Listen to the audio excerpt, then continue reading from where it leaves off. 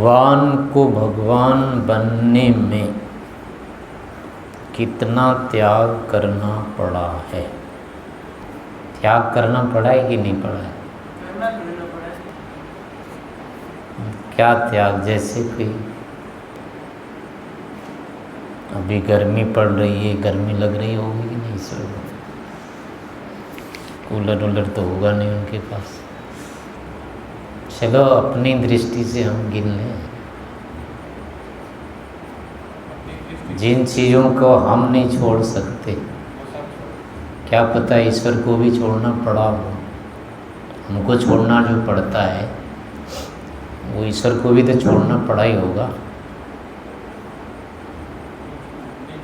इन्हें उसके ऊपर पड़ता तो होगा ना, रोक लेता है, सहन करता है, या पड़ता ही नहीं उस पर।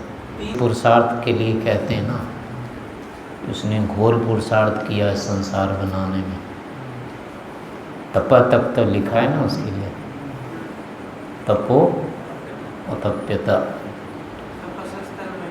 मतलब तपस्या तो उसने की है। झूठ बोल दिया उसने, ऋषि ने नहीं।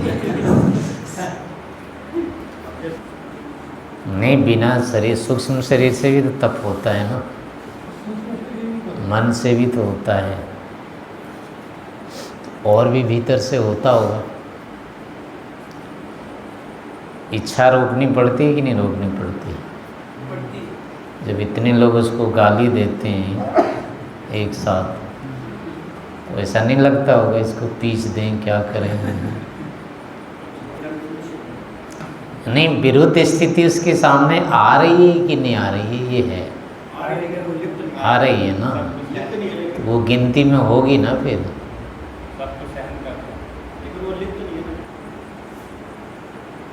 उसकी इच्छा नहीं होती होगी, चलो इसको हम समझा दें, समझ नहीं पा रहा है, फिर भी नहीं समझता है ना ये। वो जानता है ना कि कोई बात नहीं है, समझेंगे, लेकिन मेरा नहीं, ये तो लगता होगा ना, समझ जाता तो ठीक था, पर अब मैं क्या करूँ, अब ये तो करना पड़ता होगा ना। स्वतंत्र का फायदा नहीं, ये तो सोचता हूँ ना, अब मैं क्या करूँ भाई, मैंने तो कर दिया। ये भी तो एक व्यवस्था है ना। करने के बाद भी कुछ चीज़ें हैं जो इस पर नहीं होगी। तो यही हो गया ना, उसके लिए असामान्य हो गया, असहज तो है ही है। ऐसी बहुत सारी असहजताएं होती होगी। अब कोई जैसे किसी को मार रहा है, पीट रहा है, एक बच्चे को भी मार देते हैं, काट देते हैं, तो उसको कुछ तो लगता होगा ना कि ये क्या कर रहा है, ऐसा क्यों कर रहा है। तो ये जो लगना है उसको अपने विरुद्ध, यही तो है जो प्रतिकूलता है। अब ये अलग है कि हम तो बाधित हो जाते हैं इससे, और वो इतना बाधित नहीं होता है, लेकिन वो क्षण तो आ ही जाता है। प्रतिकूलता के जो क्षण हैं उसके, यानी इच्छा के विरुद्ध जो होना है, इच्छा विघात, उसकी इच्छा के विरुद्ध जो होना है वो तो होता ही है। तो कहने का अभिप्राय है कि ईश्वर कभी भी अपने धर्म को नहीं छोड़ता। ईश्वर के जो सत्य मानना, सत्य करना, न्याय आदि जो धर्म है उसको कभी नहीं छोड़ते। निर्बाध रूप से अपने स्वभाव का, अपने धर्म का ईश्वर पालन करते हैं बिना अपवाद के। हम ईश्वर के उस धर्म का पालन करने में भयभीत होते हैं, डरते हैं। अब जैसे अपना स्वरूप है, शरीर अपना स्वरूप नहीं है, लेकिन हम इसको छोड़ के नहीं जाना चाहते। ईश्वर को भी तो कभी लगता होगा ना कि शरीर हमें मेरे पास भी होता, अंधेरे में रहना पड़ता है ना। अच्छा, हम क्यों नहीं जाना चाहते हैं शरीर छोड़ के? कुछ तो लगता होगा, आश्रय नहीं दिखता। अंधेरा ही लगता है ना। आँख नहीं रही तो क्या होगा? अंधेरा ही अंधेरा हो जाएगा। जैसे शरीर नहीं रहा तो अपना अस्तित्व ही नहीं रहेगा।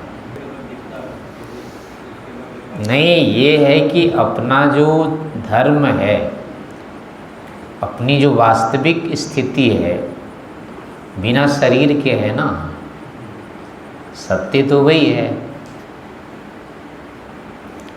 हमारा जो स्वरूप है वो बिना प्रकृति आश्रय के ही है। प्रकृति से रहित होकर के भी हम दुखी नहीं होते, कम नहीं होते, लेकिन हम तो निरंतर लालायित रहते हैं ना प्रकृति के साथ रहने के लिए, जो कि अपने लिए नहीं है उचित, पर्याप्त नहीं है, अपना है ही नहीं है। यही तो है ना, अपने धर्म का हम नहीं कर रहे हैं ना पालन। नहीं, जैसे यहाँ लेना है, ईश्वर अपने धर्म का त्याग या पालन, त्याग नहीं करते, पालन करते रहते हैं। जो भी न्याय है, उचित है, यथार्थ है, उसकी उपेक्षा ईश्वर के द्वारा नहीं होती है कभी। और हमारे द्वारा क्या होता है? होती है। तो ये जो अपने धर्म का, कर्तव्य का या सत्य का है त्याग करना, ये अनुचित क्यों है? उचित क्यों नहीं है? इसमें हेतु क्या होगा? ईश्वरीय हेतु है। जैसे ईश्वर का के द्वारा उनके धर्म का त्याग नहीं होना प्रशस्त है, उचित है। अगर ईश्वर के द्वारा भी उसके धर्म का त्याग कर दिया जाता तो क्या होता, कैसा होता? अच्छा रहता क्या? नहीं होता ना।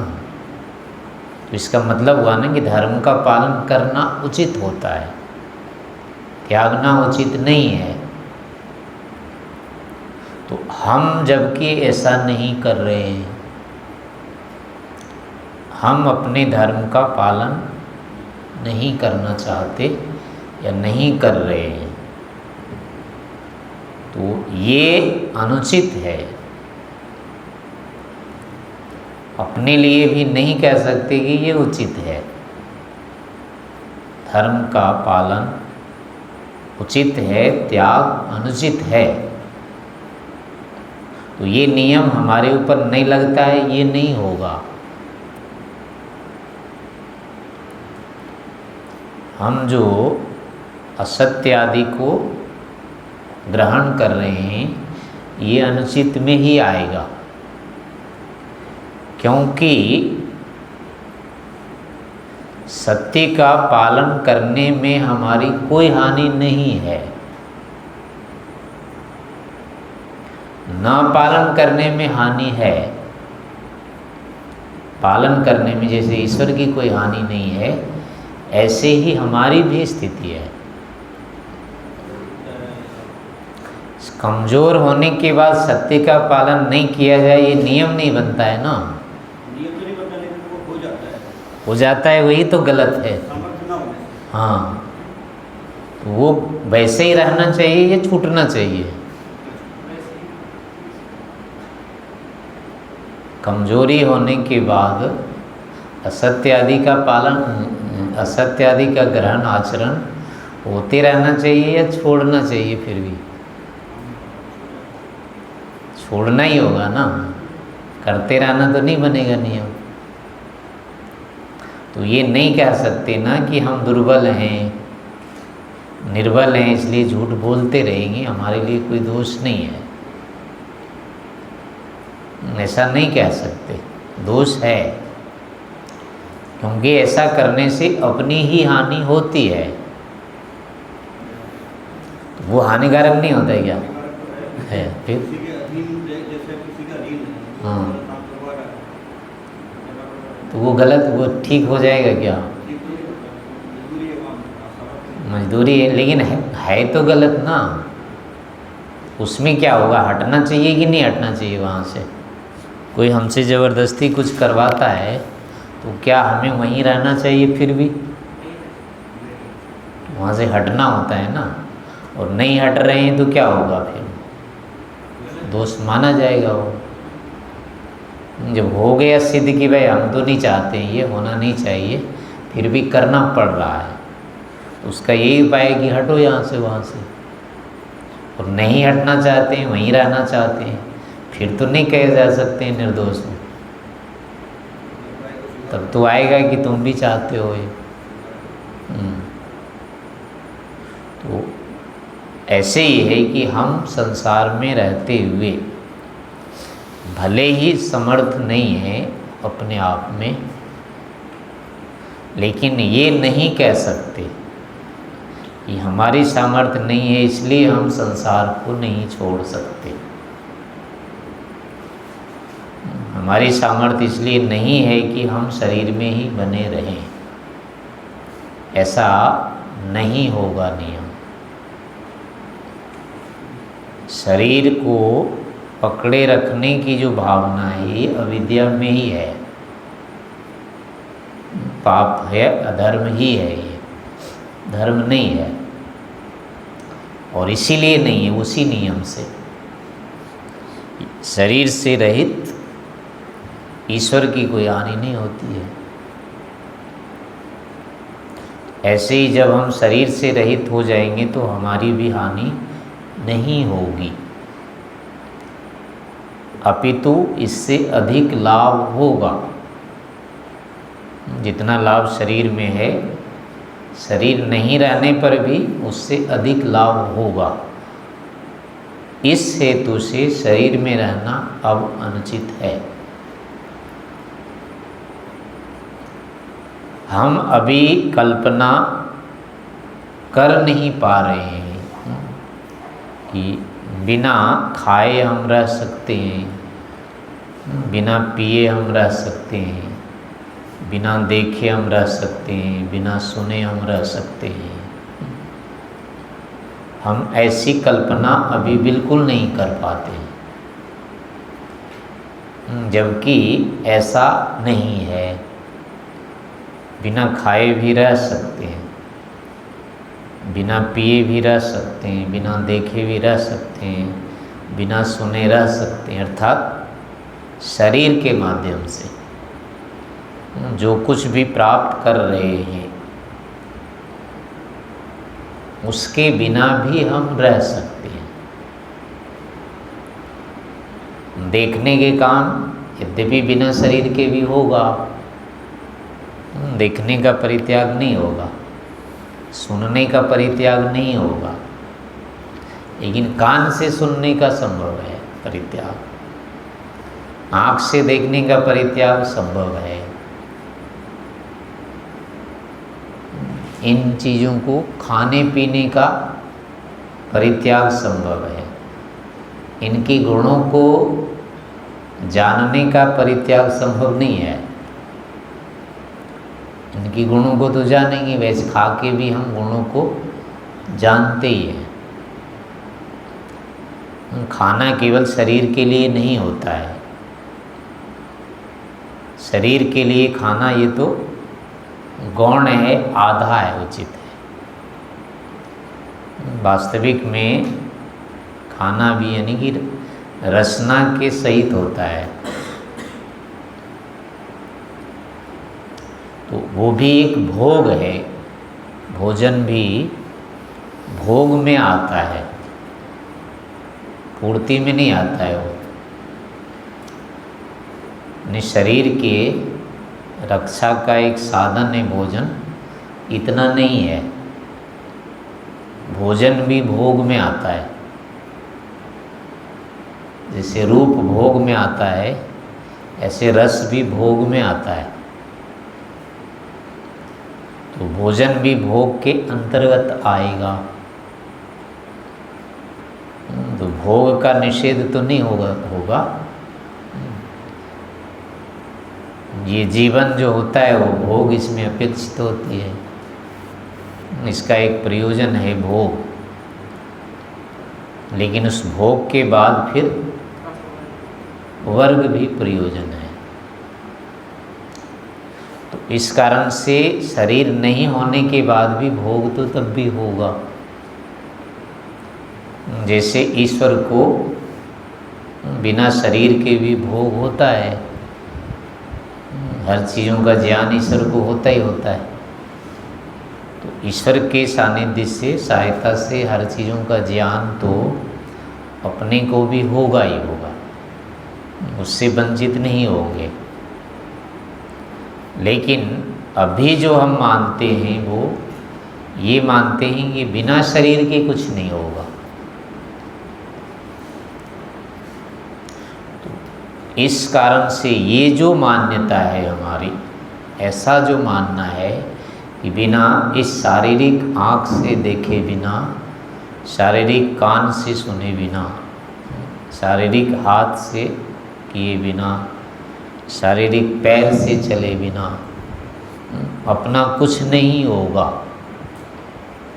ये जो मान्यता है ये मिथ्या है।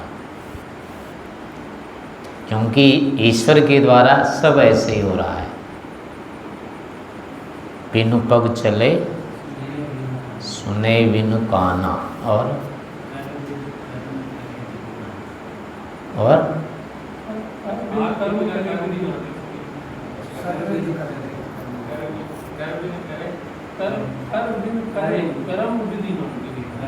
कर बिनु करे। तो बिना हाथ के ही सारे प्रकार के कर्म वो करता है, बिना पैर के चलता है, बिना आँख के देखता है। यानी सारे कर्म ईश्वर के द्वारा बिना साधनों के होते हैं। तो कर्म की तो असंभावना है नहीं, सारे कर्म बिना साधन के संभव होते हैं। तो ऐसी स्थिति में हम ये जो मानते हैं कि बिना साधन के नहीं होगा ये, तो ये अपने आप में फिर मिथ्या ज्ञान होता है। तो जैसे हमारे लिए अब ये मिथ्या ज्ञान का परित्याग करना बहुत अधिक कठिन लग रहा है, इस स्थिति के कारण से क्या होता है, अब हम ईश्वर को नहीं पकड़ना चाह रहे हैं। इस मान्यता के भार से, इस अविद्या के दबाव से या इस अज्ञान के आवेश के कारण से दिन रात हम ईश्वर से दूर रहते हैं, ईश्वर का अनुकरण नहीं करना चाहते हैं। अंधन्तमा प्रविशन्ति ये अविद्याम उपासते। ये जो मान्यता है, विरुद्ध मान्यता, यही क्या है, अविद्या की उपासना है। यानी हम दिन रात मिथ्या संकल्प के साथ बने हुए हैं। एक क्षण भी हमारा मिथ्या संकल्प हमसे अलग नहीं हो रहा है।